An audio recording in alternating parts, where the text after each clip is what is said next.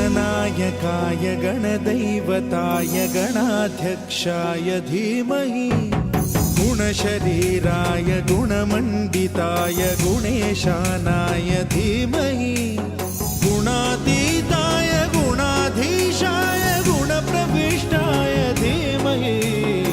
एकदन्ताय वक्रतुण्डाय गौरीतनयाय धीमहि गजेशानाय भालचन्द्राय श्रीगणेशाय धीमहि